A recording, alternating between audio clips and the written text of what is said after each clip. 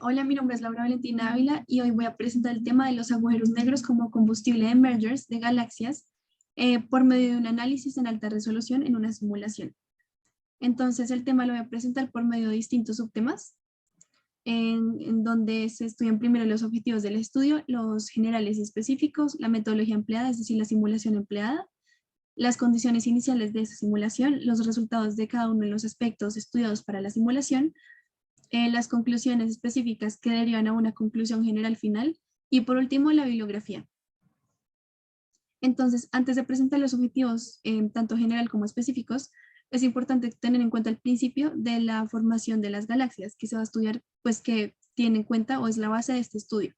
Entonces, las múltiples simulaciones cosmológicas de numéricas de cuerpos han permitido probar que las fusiones entre a los más pequeños han permitido formar el halo de materia oscura, que a su vez es el medio donde se forman las galaxias en estudio, pues por medio de la física bariónica o la física de partículas que tiene en cuenta estos temas. Por lo que, teniendo en cuenta la formación de las galaxias según el principio que tiene este estudio, es posible determinar las diferentes características o propiedades que pueden tener cada una de las galaxias que se van a estudiar. Por lo que para poder identificar bien cómo funciona el merger o pues bajo qué condiciones funcionan los mergers en estudio, se tendrá en cuenta como un merger con agujeros negros de galaxias distintas de diferentes propiedades permite generar el merger por medio de una redistribución del gas del, de las galaxias que se están fusionando, y tal redistribución es la que permite a su vez mover el material hacia los interiores o las regiones centrales del merger y así alimentar los agujeros negros y desencadenar las explosiones o estallidos de formación estelar que permitirá a su vez generar actividad en los AGNs. Entonces, estudios anteriores sí han podido identificar que existe cierta redistribución del gas, más no han podido identificar cómo o de cuál es el origen de los torques que permiten tal redistribución, por lo que este estudio está encaminado a ello. Entonces, de objetivos generales, entender la relación entre tasas de acreción de masa, de agujeros negros, de la formación estelar, pues la formación estelar, las tasas, la actividad de los AGNs y los torques que actúan sobre el componente gaseoso y cómo todo esto contribuye a la redistribución del gas que permite activar o pues que permita que funcione el núcleo galáctico activo bien. Y específicos, cómo funciona el proceso de transporte de masa en el merger y también la evolución del merger galáctico desde el inicio hasta el final, que es cuando ya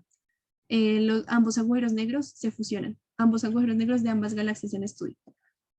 Entonces, la metodología empleada es una simulación AMR con resolución de aproximadamente 3 parsecs y las condiciones iniciales que se tendrán en cuenta son el enfriamiento del gas, la tasa de enfriamiento, la tasa de formación estelar, las partículas de agujeros negros o agujeros negros, la retroalimentación de las supernovas y la retroalimentación de los núcleos galácticos activos. Sin embargo, estos últimos dos ya se han probado en otros estudios, por lo que se hará mayor énfasis en las primeras 3 condiciones iniciales. Entonces, acá se presentan los parámetros iniciales de las órbitas, de la órbita que se tendrá en cuenta para el merger, las posiciones iniciales y la velocidad, y los parámetros iniciales de la galaxia aislada, es decir, aquella que es como el punto, la galaxia de referencia, en comparación con la otra que es más masiva, que no es la que se toma de referencia, sino la que tiene mayor impacto, pues por su agujero negro masivo. Entonces, en la columna izquierda se muestra la proyección de la densidad del gas y en la columna derecha la proyección de la masa estelar de ese gas en estudio. Entonces, la primera imagen es cuando hay una distancia de 10 kiloparsecs entre ambos agujeros negros y al final es cuando ya se fusionan ambos. Entonces, acá está partículas de agujero negro. Este aspecto tiene en cuenta la tasa de formación estelar a diferentes distancias de partículas. Entonces, estos colores determinan cada una de las distancias y las líneas grises para todo el estudio determinan los 3 pericentros que tiene la órbita en estudio del merger.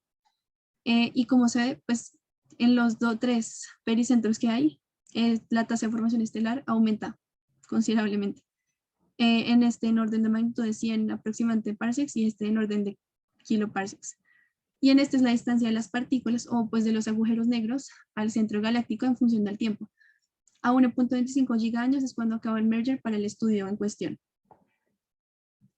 Listo, ahora estos son las condiciones iniciales que se tendrán en cuenta para las simulaciones y los resultados para cada área. Ahora, para la tasa de formación estelar se tiene en cuenta un límite, que es el límite de la tasa de acreción de Eddington, y la tasa de acreción de formación estelar debe estar pues claramente debajo de ese límite, y ambas galaxias lo cumplen, por lo que el estudio se ha llevado a cabo de forma correcta. Y de igual forma, para cada uno de los pericentros, la tasa es mayor. Y acá también se evidencia la evolución de masa, siendo la galaxia aislada, que es la que tiene menor masa, y esta es la que tiene mayor, a 1.25 años donde acaba el estudio, y la tasa de acreción gaseosa, es decir, el aumento de la densidad del gas para cada una de las distancias durante el merger, que también aumentan a cada uno de los pericentros estudiados, en cada uno de los pericentros estudiados. Y por último, el torque en el componente gaseoso, los torques, porque este es el gravitacional y este es el hidrodinámico. Y es en ello donde es importante notar que estos son los torques totales sobre el gas,